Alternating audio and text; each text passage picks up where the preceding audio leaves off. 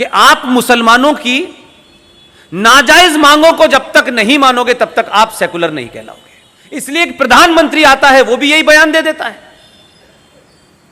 इसलिए जो प्रधानमंत्री आता है पहले वो ये पूछना शुरू करता है कि मुसलमानों को और क्या क्या दिया जाए। अगर ये देश सेकुलर है तो फिर इस देश के संविधान में वो धाराएं क्यों बनी हुई हैं जिनमें यह कहा जाता है कि मुसलमानों को, माइनॉरिटीज को अपने इंस्टीट्यूशन खोलने की आजादी है। वो अपने इंस्टीट्यूशन में कौन सी शिक्षा देना चाहते हैं? फिजिक्स, केमिस्ट्री, बायोलॉजी, हिस्ट्री, सारी शिक्षाओं के बाद वो कौन सी ऐसी शिक्षा है जो इस समाज के बहुसंख्यक समाज को नहीं पढ़नी चाहिए? सेकुलर है तो फिर ये इंस्टीट्यूशन क्यों खुले हुए हैं? और अगर सेकुलर है तो उन्हीं मुस्लिम इंस्टीट्यूशंस के अंदर इस्लामिक स्टडीज के डिपार्टमेंट क्यों हैं? वैदिक के क्यों नहीं है? सनातन के क्यों नहीं है? यह कम्युनल बात है क्या? इससे ज्यादा सेकुलर बात कोई हो सकती है?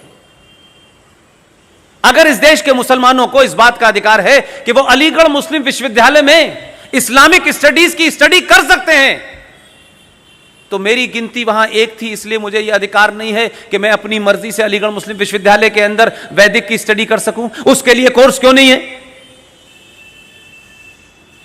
तो आपने तो संविधान को ही इस बुनियाद पर बना दिया है। यह माइनॉरिटी कमीशन क्यों है? यह माइनॉरिटी मिनिस्ट्री क्यों है अगर देश सेकुलर है? तो जब आप बराबरी की बात करते हैं तो यह कैसे हो सकता है कि आप 50,000 पारसी जिनकी गिनती ना के बराबर रह गई है उनकी तो चर्चा नहीं होती? माइनॉरिटीज का मतलब यह नैरेटिव क्रिएट किया गया सिर्फ मुसलमान। एक पैरेलल सत्ता इस देश में बनी हुई है। वो 370 भी थी, वो 35 भी थी, वो मुस्लिम पर्सनल लॉ के नाम से भी थी। और जब भी सरकारें ईमानदारी से इस देश के संविधान को लागू करें तो भी यह सवाल होता है कि उसमें वो लागू करें जिसमें हम शामिल ना हो। हमारी मांग है कि भाई यूनिफॉर्म सिविल कोड नहीं लागू करें, क्योंकि उसके लागू करने से मुसलमान नाराज हो जाएंगे। तो फिर संविधान में लिखा क्यों है आपने? आप 1976 में 42nd कॉन्स्टिट्यूशनल अमेंडमेंट की 7वीं सूची में पूरी डिबेट के बाद यह कहते हैं कि भारत में पॉपुलेशन कंट्रोल एक बड़ी समस्या है, फैमिली प्लानिंग एक बड़ी समस्या है। केंद्र सरकार और राज्य सरकारें तत्काल प्रभाव से इसके ऊपर कानून बनाएं। यह संशोधन करके रख दिया आपने, लेकिन इसको छुआ नहीं, क्योंकि इसके छूते ही सरकार सेकुलर नहीं रहेगी। तो जिन लोगों ने आज संविधान की कसम लेकर के शाहीन बाग पर बैठे हैं, कम से कम संविधान तो छुआ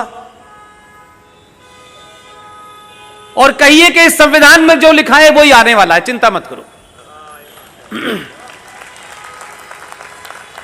तो इतना तो आप उन्हें एजुकेट कर सकते हैं ना कि तुम ही संविधान लाए हो। वो तो लेके आया था, उसने तो सर पे उठा के रखा हुआ है संविधान, तुम ही मजाक समझ रहे थे।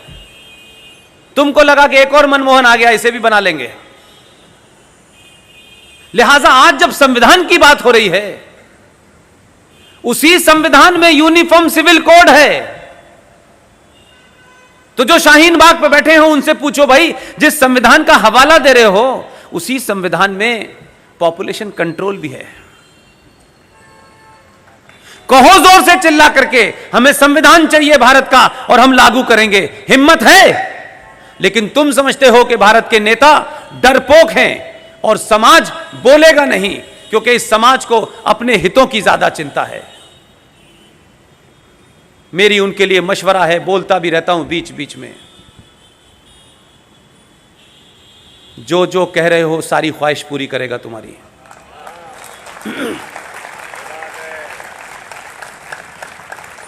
इसलिए हमारे यहां बहुत एक फैशन हो गया है। मेरी आप सबसे विनती है, बार बार मैं कहता हूं, हर सभा में कहता हूं, मैं हर आदमी को CAA के ऊपर सेमिनार करना है।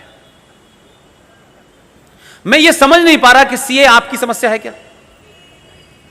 देश की सर्वोच्च अदालत और देश की सर्वोच्च पंचायत ने विधि विधान के साथ उसे कानून बना दिया है और आप लोगों को खुशी होगी कि उस कानून के तहत कुछ लोग तो शाहीन बाग पे बैठे हैं, लेकिन 900 लोगों को अब तक नागरिकता दी जा चुकी है।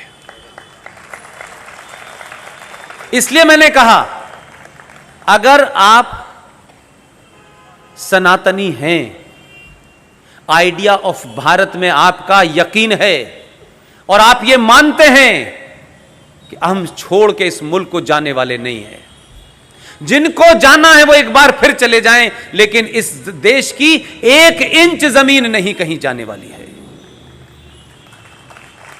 अगर आपको यहीं रहना है और इसी जमीन पे आपको दफन होना है, तो आप बिना देरी किए हुए दूसरे के बनाए नैरेटिव के प्रोपेगेंडा का हिस्सा मत बनिए। एक ताकतें हैं बहुत सारी जो ये चाहती हैं कि जगह जगह इस देश के हिंदू सीएए पे चर्चा करें। इसलिए नहीं कि सीएए में कोई चीज छुपी हुई है, सीएए पे जो बना कानून है वो आज इंटरनेट पे भी है, देश में भी है, कहीं भी खड़े होकर पढ़ लीजिए, उसे आपको अपना टाइम जाया करने की जरूरत नहीं है। लेकिन इस नैरेटिव से वो आपका टाइम जाया क्यों करना चाहते हैं मैं बताता हूं। इसलिए मैं चाहता हूं कि उसमें आप अपना टाइम बर्बाद न करें। आप भारत के लोग हैं, संविधान को मानते हैं, संसद में आपका यकीन है, आपने कहा कानून बनाया, कानून बन गया, सरकारों का कान है। आप तो अब यह कहिए कि यूनिफॉर्म सिविल कोड कब लाओगे, देश पे चर्चा करें कि uniform civil code. Shaheen Bagh वालों को पता चल जाएगा कि अभी तो हम उठे नहीं थे, इसने फिर बैठने की नौबत ला दी है। इसलिए अगर पूरे देश में 1 करोड़ भी शाहीन बाग बन जाएं, तो आप लोग एक वक्त का व्रत रखें और कहें अल्लाह करे ये 2 करोड़ हो जाएं। ये जितने शाहीन बाग बनाएंगे, जो सोया हुआ हिंदू है उसे जगा के ही मानेंगे। ये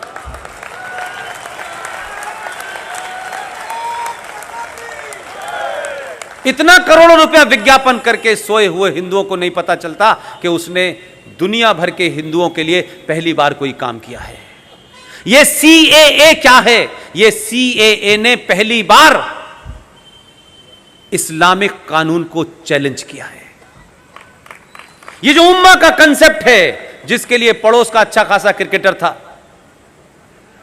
टेलीविजन पे बेचारा रोज रोता है, ठीक ठाक खेल वेल लेता था, वर्ल्ड कप भी जीता था, सब पे पानी फेर दिया बेचारे ने। वो टेलीविजन पे क्या कह रहा है सीखिए। ये मैं इसलिए बताता हूं आपको कि आपको लगे कि जो कुछ मैं कह रहा हूं वो आपके बीच में है, सिर्फ देखने का अपनी नजर को बदलिए। इस घटना के बाद उसने टेलीविजन पे क्या बयान दिया है, इस बयान को ध्यान से सुनिए। कुछ शब्द आपको इसलिए नहीं पता होंगे क्योंकि आपको बताए नहीं गए। उसने टेलीविजन पे आके बयान दिया, आपके टेलीविजन पे तमाम चला। उसने कहा ये जो आया है गुजरात से, इसने पूरी उम्मा को, उम्मा समझते हैं, इस्लाम में नेशन का कंसेप्ट नहीं होता। They don't believe in concept of nation, कि ये इतना इलाका है, ये नेशन है। इस्लाम में उम्मा का कंसेप्ट होता है। उम्मा का मतलब होता है कि अगर पूरी दुनिया में जहां भी कोई मुसलमान रह रहा है,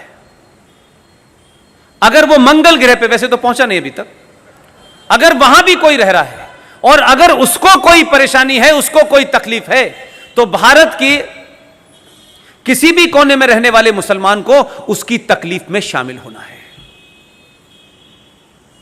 इसलिए पूरी दुनिया में जहां जहां मुसलमान रहते हैं वो उम्मा कहलाती है।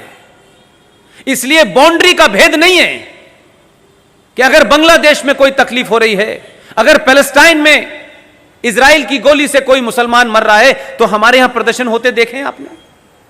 ये उम्मा के कंसेप्ट के कारण होते हैं कि पूरी दुनिया का मुसलमान एक अपने आप में नेशन है, कोई बाउंड्री नहीं है उसकी।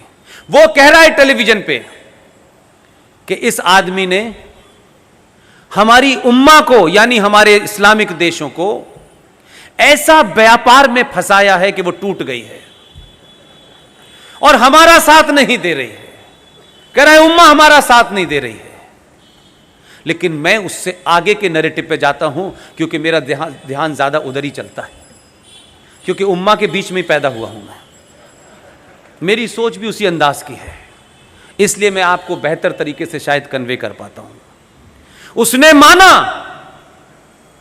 कि इसने उम्मा को तोड़ दिया है, आज इस्लामिक देश इसको वहां का सर्वोच्च सम्मान दे रहे हैं। लेकिन मेरा कहना यह है कि हम हिंदुओं में, सनातनियों में, हमारी तो मानसिकता यह है कि पड़ोसी का घर जलता है तो हम यह कहते हैं हमें क्या फर्क पड़ता है, हमारा तो नहीं जल रहा। इस घटना ने, इस सीएए ने, जो सनातनियों में कंसेप्ट ही नहीं था, इसने हिंदू उम्मा को मजबूत कर दिया है और इसने हिंदुओं की उम्मा बना दी है कि बांग्लादेश में रहने वाला हिंदू, पाकिस्तान में रहने वाला हिंदू, अफगानिस्तान में रहने वाले हिंदू की चिंता हम करेंगे। ये एक नई उम्मा खड़ी हो गई है। तो डर यह है कि उनकी उम्मा टूट गई है, इसने आपकी उम्मा बना दी है।